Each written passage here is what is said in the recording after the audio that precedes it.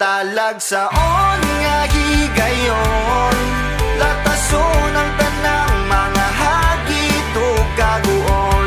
Sa imo ragyod ko paingon,